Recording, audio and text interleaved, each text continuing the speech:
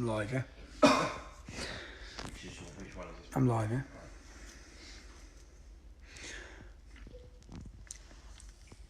This is about the Syrian refugee Jamal. And yes, if you're watching this, if you're one of the people, look at the state of that one. This is a bit about the Syrian refugee Jamal who had his throat grabbed in the school up in Huddersfield. I now have it as absolute fact. I've seen images of the young girl that he was involved in beating up. This is Jamal, the innocent refugee that you people, or people out there, have raised £100,000 for. A young girl was beaten badly by Muslim girls. While those Muslim girls were beating her up, Jamal was involved in kicking, in biting her. She was bitten. She was black and blue. She had to be taken out of school and homeschooled. She had to leave that school, the same school. Her family have been to the Huddersfield Examiner with all of this. But guess what? They've refused to report it. They've refused to report it. So this young boy, this young English boy, that this young Jamal, now that we know he's not innocent and he violently attacks young English girls in his school, now we know that. And the family are terrified because after the young Muslim girls who jumped him, they were arrested for that, taken to court. After that, they jumped her and battered her again. They battered her again. So Jamal isn't that innocent. Jamal is the same age as the young English boy that grabbed him by the throat. Now, after beating up a girl in the school, after being part of a gang that attacked a girl in the school, you'd ask why he wasn't expelled, but he wasn't expelled. You'd ask why the whole world's, this has made news and world attention, because he's Syrian and he's a refugee and an English kid hit him. Right? But then you'd ask what you would do, what I would have done as a 16-year-old English kid with this boy terrorising girls in my school. Now this boy, Jamal, and according, because I've heard from the child in question, he threatened to stab him. He was giving it to him. So at lunchtime, he's gone and grabbed him by his throat. This Jamal isn't innocent. He beat a girl, black and blue. How come no one's telling this? How come the media, because I know now from the little girl's family, have been telling the media this? So why have the media not reported that? Why have none of them reported that? Why is this kid being portrayed as the ultimate victim in this whole entire country?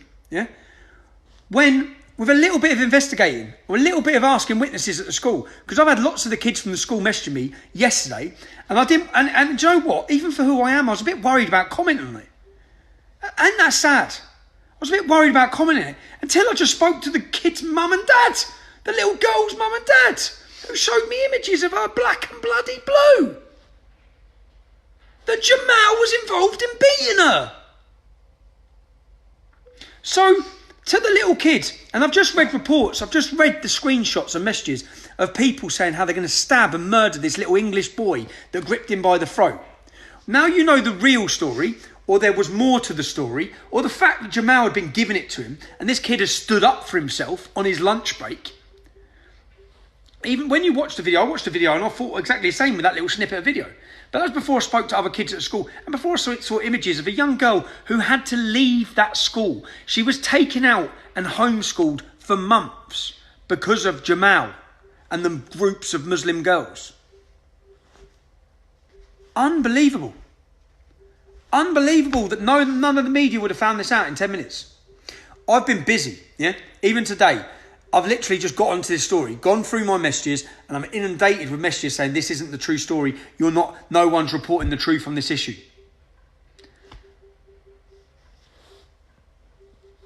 One there, Lily. So, if you've seen that story, that young boy has been driven from his home.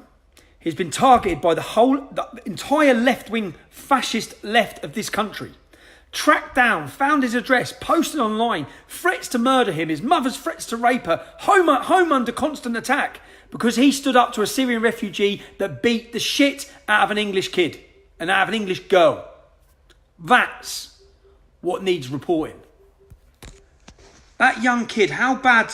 I know people felt sorry for that Syrian kid, but bearing in mind this Syrian kid jumps and beats up girls in groups, and then a young English boy stands up to him, and the whole of England attacks him.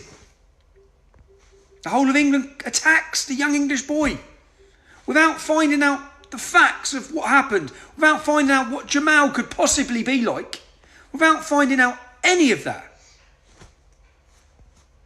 Everyone comes out in full attack against the kid. And that kid's now in hiding. And there's messages, I just read one of the messages of Muslims saying, we're going to be outside your school till we find you. If it takes a week, we're going to stab you, we're going to kill you. I've got all the messages. I'm hoping I can get an interview out of these other people. I've got all the screenshots. I've got all the images of the young girl who's been beaten up. I've got all the screenshots of the Muslims threatening to kill this child. Where's all the condemnation of them? Threatening to murder and beat him up. He grabbed someone by the throat and poured a little bit of water in. Waterboarding. The police, the media in this country are calling that waterboarding. Waterboarding. This much water poured on his head. Waterboarding. Because he's Syrian. Because he's a refugee. And because the young kid was white and English. That's why this has been blown the fuck up. 10 minutes would have found this mother. 10 minutes, because I found her, of a young girl that was beaten by the same boy.